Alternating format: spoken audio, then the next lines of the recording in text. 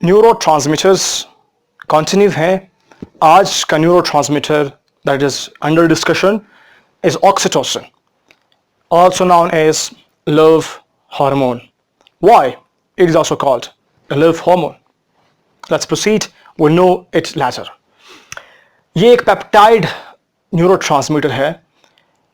Peptide क्यों इसे कहते हैं आप लोग जानते होंगे। जब अमाइनो एसिड्स की चेन प्रोलॉन्ग होती हैं, यानी कि सेवरल अमाइनो एसिड्स कंबाइन करते हैं up to a certain limit, एक खास लिमिट में जब कुछ बहुत ज़्यादा अमाइनो एसिड्स कंबाइन करते हैं तो वो एक जो रिक्वायर्ड न्यूरोट्रांसमीटर या हार्मोन बनाते हैं, फिर हम उसको नाम देते हैं पेप्टाइड।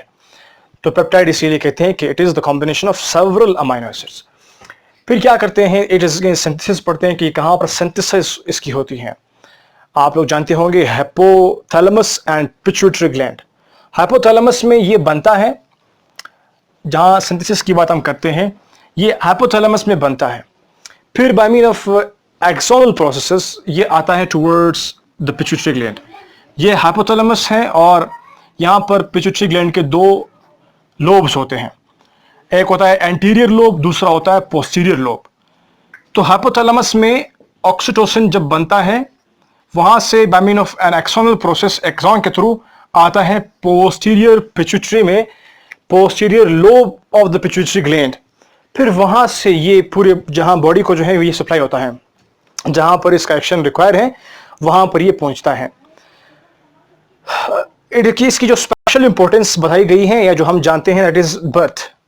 ये यूटेरिन रिफ्लेक्स को जनरेट करते हैं, यूटेरिन की कॉन्ट्रैक्शन करवाते हैं ताकि बर्थ जो है वो इनिशिएट हो सके और हो जाए। और एक बहुत ही इंपॉर्टेंट जो है वो इन सेंस ऑफ मिल्क में है कि ये मिल्क की प्रोडक्शन करवाते हैं या फिर रिलीज करवाते हैं। यहाँ पर एक और भी मैं टर्म आपको बताना चाहता हूँ कि दो टर्म्स आप लोगों को याद करने हैं रिगार्डिंग द मिल्क। अगर मिल्क की प्रोडक्शन करवानी हो, मिल्क की प्रोडक्शन हो, तो उसमें इन्वॉल्व क्या होगा, प्रोलैक्टिन। ये हार्मोन जो है मिल्क की प्रोडक्शन करवाता है। और फिर मिल्क का फ्रॉम द ब्रेस्ट जो इजेक्शन है, ये रिमूवल है, that is done by the oxytocin.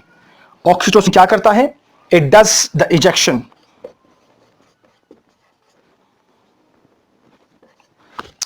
Ejection is done by the oxytocin and production of the milk is done by the prolactin hormone.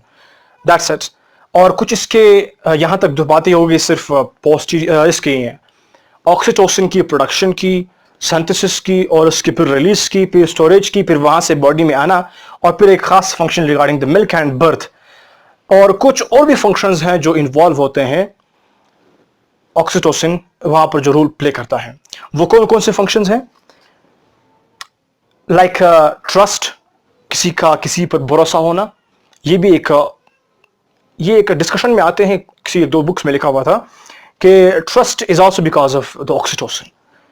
Empathy, aggression और social bonding, ये आपस में ताल्लुकात जो होते हैं, that is also because of the oxytocin.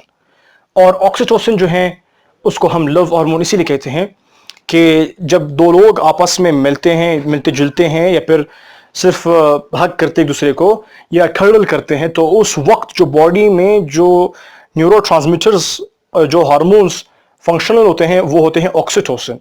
तो इसीलिए इसको दूसरा नाम जो देते हैं that is a love hormone या कडल हार्मोन या सोशल बॉन्डिंग हार्मोन, न्यूरोट्रांसमीटर।